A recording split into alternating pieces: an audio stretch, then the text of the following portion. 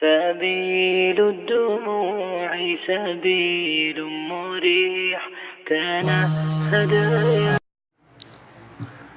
نحمه سپاره ده د سوره انفال 20 نمبر آیات ده. نحمه سپاره ده د سوره انفال 20 نمبر آیات ده. أعوذ بالله من الشيطان الرجيم. بسم الله الرحمن الرحيم. يا أيها الذين آمنوا أطيعوا الله ورسوله ولا تولوا عنه وأنتم تسمعون ولا تكونوا كالذين قالوا سمعنا وهم لا يسمعون إن شر الدواب عند الله الصم البكم الذين لا يعقلون ولو علم الله فيهم خيرا لأسمعهم ولو أسمعهم لتولوا وهم معرضون يا أيها الذين آمنوا استجيبوا لله وللرسول إذا دعاكم لما يحييكم واعلموا أن الله يحول بين المرء وقلبه وأنه إليه تحشرون. يا أيها الذين آمنوا إذا إيمان خاوندانو أطيعوا الله ورسوله إطاعتك وإذا الله داغد رسول ولا تولوا عنه وأنتم تسمعون او د حکم اوریدون بعد داغین مخماړوي ولا تكونوا كالذين مجوړيږي د هغه کسانو پشان قالوا سمعنا چې وی وایم واوریدا وهم لا يسمعون او وی هیڅ نه دی اوریدلی. ان شر الدواب عند الله د ټولونه بدترین زند سری د الله تعالی پنځ الصم البكم الذين لا يعقلون هغه کاڼه او ګونګیان دي چې عقل نه لري. ولو علم الله فيهم خيرا لاسمعهم کچری الله تعالی په دوی کې خیر لیدي نو دوی د بيد اوریدو توفیق ورکړیو. ولو اسمعهم لتولوا او کچری دوی له اوریدو توفیق ورکې نو دوی به مخ وګرځي وهم معرضون او دوی مخ اړون کې دي. يا أيها الذين آمنوا إذا إيمان خاوندان استجيبوا لله وللرسول خبر من إذا الله داغد رسول إذا دعاكم كالجتاس روبلي لما يحييكم هغدين تجستاس زندگي دبكي واعلموا قوي شيء أن الله يحول بين المرء وقلبه الله حائل كيگي دا سڑي و داغد زرپ منسكي وانه الیه تحشرون او بشک تاسو ټول باغ طرف ته جمع کیږئ. د دینه مخکې آیاتونو کې الله تعالی د بدر واقعه بیان کړی و. باغی کې کافرانو ته سره د سازو سامان شکست شوی او مسلمانان انتهایی لګو د جنگ سازو سامان سره ډیر زیات کم داغي باوجود هغوی ته فتح میلو شوی و او جنگ هغوی ګټلی او مخکینی آیاتونو کې الله تعالی دا خبره بیان کړې و چې هغوی ته دا سزا ځکه میلاو شوه چې هغوی د الله تعالی او د هغه د رسول نافرمانی کړې او مسلمانانو ته فتح ځکه میلاو شوه چې هغوی د الله تعالی او د هغه د رسول خبره منلې وه. نو د دې آیاتونو نه دا خبره معلومه شوه چې کامیابی اصل کې د الله تعالی په حکم منلو کې ده. چې کوم سړی د الله تعالی او دغه د رسول حکم مني دا سړی کامیاب دی او کوم سړی چې د الله تعالی او دغه د رسول حکم نه مني دغه سړی ناکام دی. نو الله تعالی فرمایي یا ایها الذین آمنوا اے د ایمان خاوندانو اطیعوا الله ورسوله د الله تعالی او دغه د رسول اطاعت کوئ. یعنی کوم خبره چې هغه کړی ده نو هغه منئ. الله تعالی چې کوم حکم بیان کړی دی د نبی چې کومه طریقه ده پاغي باندې خپل ژوند دی. بعض خلک سنت د دې وجنه پریدي چې دا د نبی طریقه وای سنت د دې وجنه پریدي دا سنت دی مړه کدي وکړه جون خیر دی کدي ونه کړه جون خیر. نو الله تعالی په قران کې فرمایي یا ایها الذین آمنو اے ایمان والو دا الله تعالی او دا د رسول اطاعت کوئ. یعنی دا الله تعالی احکامات او د نبی علیہ السلام طریقې دا په هر مسلمان باندې منل لازمي دي. او بیا الله تعالی فرمایي ولا تولوا عنه داغه د خبرونه داغه د احکاماتونه مخ ماړوي وانتم تسمعون کله چې دا خبرې تاسو واورئ. یعنی کله چې د الله تعالی او داغه د رسول خبرې تاسو واورئ نو په هغې باندې عمل کوئ، د هغې نه مخ ماړه. چې کوم سړی د اورېدو نه پس په هغې باندې عمل نه کوي نو دا سړی د الله تعالی او داغه د رسول د خبرې نه مخ ماړه. او الله تعالی فرمایي د هغې کافرانو په شان مه جوړېږئ ولا تکونوا کالذین قالوا د هغې خلکو په شان مه جوړېږئ هغوی څه وایي سمعنا مونږ واورېده وهم لا يسمعون او هغوی اړو د سره څه اوري نه. مفسرینو لیکلي دي د اورېدو څلور درجې دي. یعنی کله چې سړی یو اواز واوري یو شی واوري نو د هغې څو درجې دي؟ څلور درجې. اوله درجه یې دا ده چې یو اواز د هغه په غوږونو کې پرېوتو نه پې دې پوه شو او نه یې د ځان پوهولو کوشش وو. لکه ډېر شي اوازونه چې دی مونږ اورو یو اواز غوږ ته راغی د پې ځان هم پوه نه کړو څوک دي څه به وایي نه یې پې د پوهېدو کوشش وکړو او نه د ده په ذهن کې خبره راغله. لکه مثال په طور د یو لرې ځای نه چېرته اعلان راځي زموږ په غوږونو باندې هسې لږ لږ اواز راشي خو مونږ وایو زموږ څوک به وي د هغې د پوهېدو کوشش هم ونه کړو او په هغې باندې په خپله هم پوهېدو شو. د اورېدو اوله درجه دا ده. دویمه درجه د اورېدو دا ده چې سړی واوري او په هغې باندې پوه شي خو په هغې باندې یقین نه او عملي پې نه. لکه مثال په طور یو خبره په جومات کې بیان شو تا واورېده او پوه پې هم شوې خو ته یې کیدای شي دا دې غلطه خبره کوي کیدای شي صحیح خبره نه ستا پې یقین نشته چې یقین دې پې نشته عمل به دې پې نه. او درېم د اورېدو چې کومه درجه ده هغه دا ده چې یو سړی خبره واوري په هغې باندې پوه شي او په هغې باندې یقین هم راشي چې دا خبره صحیح ده خو عمل پې نه کوي نو دا هم د نه اورېدو برابر ده. یعنی دا درې درجې چې کومې دي چې یو سړی یو خبره یې واورېده پوه یې پې نه شو یا پوه یې پې شو خو یقین یې پې نشته یا پوه یې پې هم شو یقین یې پې هم شته خو عمل پې نه کوي. نو دا درې درجې داسې دي لکه دې سړي چې اړو د سره څه اورېدلي دي لکه څنګه چې د عام مسلمانانو حال دی چې خبره واوري ښه ورته پته ده چې دا د الله تعالی حکم دی ښه ورته پته ده چې دا د نبي طریقه ده یقین یې پې هم شته خو عمل پې نه کوي. او څلورمه درجه دا ده چې سړی یو خبره واوري په هغې باندې ځان پوه کړي په هغې باندې یقین وکړي او بیا په هغې باندې عمل وکړي نو دا داسې ده لکه دې سړي چې واورېده. نو الله تعالی فرمایي ولا تکونوا کالذین قالوا سمعنا یعنی د هغې کسانو په شان مه جوړېږئ چې هغه وایي مونږ واورېده په خوله هسې وایي چې مونږ واورېده خو چې یقین دې پې نه کېږي عمل دې پې نه کړي نو د دغې اورېدو څه فایده نشته. نو الله تعالی فرمایي وهم لا یسمعون هغوی هېڅ نه دي اورېدلي. یعنی چې کله تا یو خبره واورېده او د هغې نه پس تا په هغې باندې عمل ونه کړو نو داسې ده لکه تا چې د سره څه اورېدلي. او بیا الله تعالی دا انسان چې دی دله الله تعالی ډېر زیات عزت ورکړی دی. په سوره تین کې الله تعالی درې قسمه خوري څلور قسمه خوري والتین والزیتون وطور سینین وهذا البلد الامین لقد خلقنا الانسان فی احسن تقویم. الله تعالی وایي زما دی په تین او په زیتون او په طور سینین باندې قسمي او په دې مکرم او معزز ښار باندې زما قسمي چې دا انسان ما ډېر ښایسته پیدا کړی. نو دا انسان دی چې کله محنت او کوشش وکړي نو دی د فرشتو نه مخې ته لاړ شي. یعنی کله چې آدم علیه السلام دی نبی دی څومره چې نبیان دی هغه د فرشتو نه بهتر دي. آدم علیه السلام چې کله الله تعالی پیدا کړو نو فرشتو ته یې وایي چې دته سجده وکړي او کله چې دا سړی نیک عمل پرېږدي نو دې دومره انتهایی کمې درجې ته لاړ شي چې دته الله تعالی څاروی ویلی دی په قرآن کې. الله تعالی فرمایي دا سړی د څاروي نه هم زیات دی او دابه چې دی نو دا په عربی ژبه کې څاروي ته وایي. الله تعالی فرمایي ان شر الدواب عند الله دا الله تعالی په نس د ټولو نه بدترین څاروي یعنی خلک یې ورته هم نه دی ویلي څه وایي بدترین څاروي هغه خلک دي چې ړانده دي کاڼه دي او ګونګیان ړانده نه کاڼه دي او ګونګیان دي د حق اورېدو نه کاڼه دي یعنی حق خبره نه اوري او ګونګیان دي چې کوم سړی د ژبې نه حق خبره نه راوباسي دی ګونګی دی اگر که د ژبه شته خو د شریعت په اصطلاح کې او د دین په اصطلاح کې چې دی نو دا سړی ګونګی دی.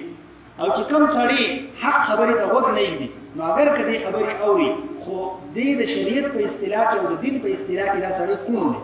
نو الله تعالی فرمایي هغه خلق بدترین ساروی دي د الله تعالی په نس چې کم خلق کاڼه دي او ګونګیان دي او بل خرابي پکې دا چې عقل هم نه لري یعنی یو سړی کون دی او ګونګی دی خو په هغه کې عقل شته څوک به ورته اشاره وکړي دی به پوه شي خو الله تعالی فرمایي په دوی کې دا مصیبت دی چې دوی عقل هم نه لري او دغه خلق چې کم عقل نه لري کم حق خبرې ته غوږ نه ږدي او کم حق خبره کوي نه نو الله تعالی فرمایي دا بدترین ساروي دي او الله تعالی فرمایي ولو علم الله فيهم خيرا لاسمعهم کچری الله تعالی په دوی کې څه خیر لیدي نو دوی له به د اورېدو توفیق ورکړي یعنی دام ډیره د الله تعالی ډیر یو لوی فضل او احسان دی چې الله تعالی چاله د دین د کار توفیق ورکړي ورې الله تعالی هر چاله توفیق هم ورکړي یعنی الله تعالی ته پته چې په دې سړی کې سنه خیر شته سنه په دې کې چې دې صلاحیت شته نو الله تعالی هغه د خیر د اورېدو توفیق ورکړي هغه د نیک کار کولو توفیق ورکړي والله تعالی فرمایي ولو علم الله فيهم خيرا لاسمعهم کچری الله تعالی په دوی کې خیر لیدي نو دوی له د اورېدو توفیق ورکړي یعنی دا کافران او منافقان چې کوم یا چې کوم بد عمل خلق دي دا وې د حق خبر اورو سره په دې وخت باندې لګي اکثر خو هغه د اورېدو ځان بچی چې رضوی وانه وو او چې کله ووري نو داسې خودي وته یخي خبره متوجه ناسي خداغه په زړه باندې اثر نه کوي داغه په وخت باندې خبره هغه اثر نه کوي داغه زړه ته نه کوزيږي نو هغه داسې دي لکه بالکل نه وي نو الله تعالی فرمایي ک الله تعالی په دوی کې خیر لیدي نو دوی ته دا خبره اورولې او کچري الله تعالی وتوامر یعنی الله تعالی دوی له اورېدو توفیق ورکي لتولوا وهم معرضون نو دوی بیا هم سکه دا غینه مخ اړای او دوی مخ اړون کړي یعنی الله تعالی فرمایي د دوی کار دادي چې دوی د حق خبرینا د دین د خبرینا حق اړای مخ اړای او بیا الله تعالی مسلمانانو ته دوباره وای یا ایها الذين امنوا اے ایمان والو استجیبوا لله وللرسول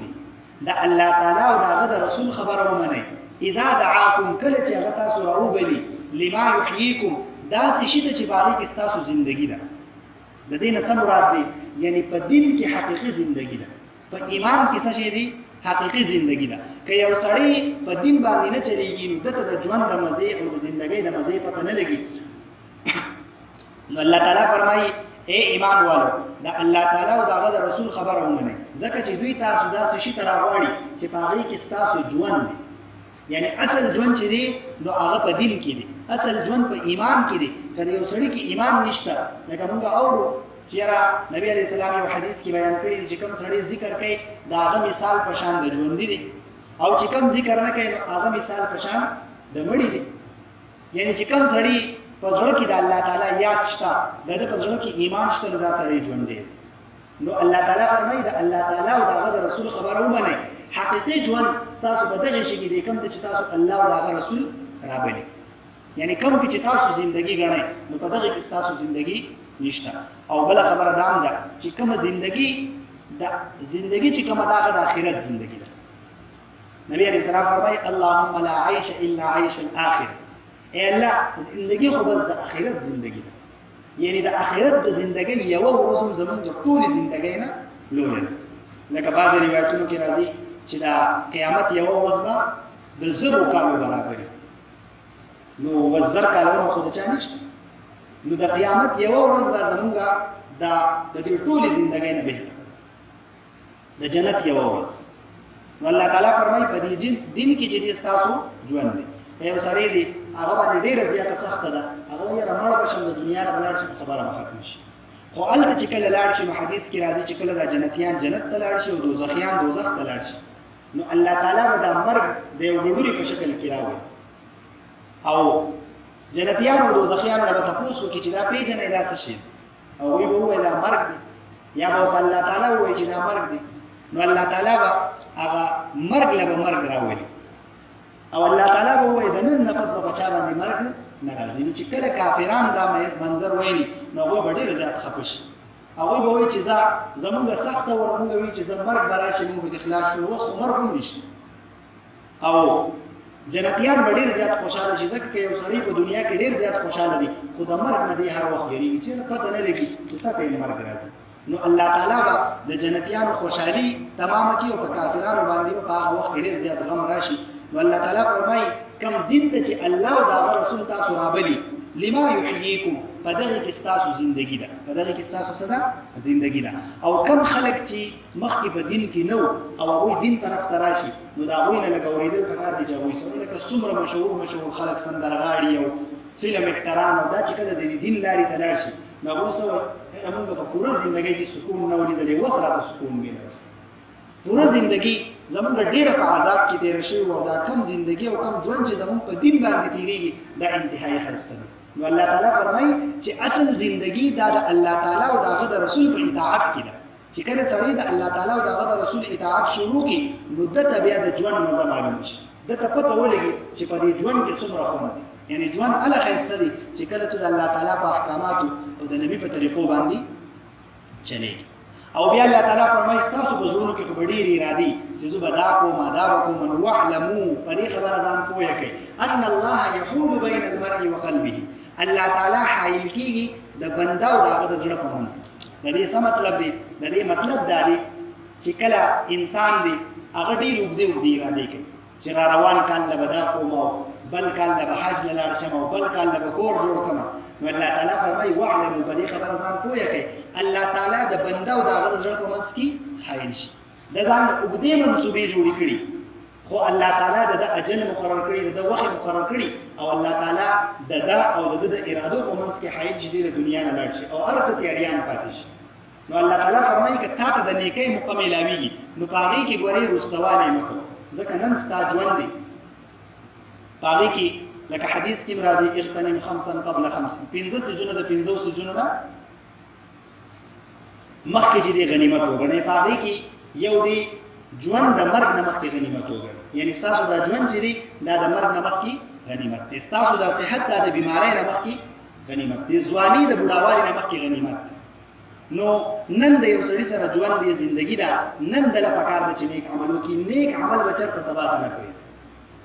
الله تعالی فرمایي فاستبقوا الخیرات، په دې نیکو کارونو کې مخکېوالی کوئ، یعنی زر کوئ، تعدي کوئ. تعدي د دنیا په کارونو کې الله تعالی فرمایي العجلة من الشیطان، د دنیا په کارونو کې چې دی تعدي دا د شیطان کار دی، خو د آخرت په کارونو کې تعدي د دې الله تعالی ترغیب ورکړی دی چې تاسو د آخرت په کار کې تعدي کوئ، د نیکۍ په کار کې تعدي کوئ. هغه حدیث موږ تاسو اورېدلی دی. یو پیره نبی علیه السلام مونځ وکړو، د مازدیګر مونځ غالبا وکړو نبی علیه السلام او ډېر په تادۍ سره چې دی بهر ته ووتو. خلکو وایي چې نبی علیه السلام په نور کله ناسي داسې چلو شو.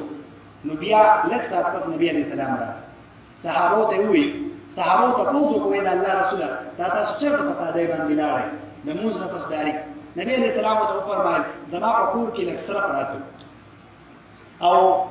هغه ما صدقه کول غوښته خو د څه وجې نه پاتې شوي. نو زه لاړم، ما وایي چې هسې نه چې مرګ راشي او دغه شی په دغه ځای باندې پاتې شي، یعنې دا نیکي زما نه چېرته پاتې نه شي. نو الله تعالی فرمایي واعلموا، په دې خبره ځان پوهه کړئ ان الله يحول بین المرء وقلبه، الله تعالی د بنده او د هغه د زړه په منځ کې حایل کېږي، د هغه د ارادو په منځ کې حایل کېږي. ستا ارادې به نوري خو د الله تعالی اراده چې ده نو هغه به بلئ. وانه الیه تحشرون، او تاسو ټول به هغه طرف ته جمع کېږئ. لهذا که چاته نن د نیکۍ موقع میلاویږي نو هغه دې دغه نیکي په سبا باندې نه پرېږدي. نو الله تعالی فرمایي یا ایها الذین آمنوا، ای د ایمان خاوندانو، اطیعوا الله ورسوله، اطاعت کوئ د الله تعالی او د هغه د رسول، ولا تولوا عنه، مخ مه ګرځوئ د هغه نه، وانتم تسمعون، د اورېدو نه پس. ولا تكونوا كالذين مكيږئ د هغې خلکو په شان قالوا سمعنا چې هغوی وایي مونږ واورېده وهم لا يسمعون، او هغوی هېڅ نه دي اورېدلي. ان شر الدواب عند الله، د الله تعالی په نسبت بدترین د څاروي بدترین سا لرونکي الصم البکم الذین لا یعقلون، هغه ګونګیان او هغه کاڼه دي چې عقل نه لري. ولو علم الله فیهم خیرا، کچری الله تعالی په دوی کې خیر لیدي، لاسمعهم، نو دوی ته به د اورېدو توفیق ورکړی. ولو اسمعهم لتولوا، او کچری دوی له توفیق ورکړي د اورېدو نو دوی به مخ وګرځي وهم معرضون، او بېشکه دوی مخ ګرځونکي دي. یا ایها الذین آمنوا، ای د ایمان خاوندانو، استجیبوا لله وللرسول خبر منئ د الله او داغه د رسول اذا دعاكم لما يحييكم کله چې راوبلي تاسو هغه دین ته چې پاغي کې تاسو زندگی دا واعلموا او پوه شئ ان الله يحول بشک الله تعالی حائل کیږي بین المرء وقلبه د سړی او داغه د زړه په منځ کې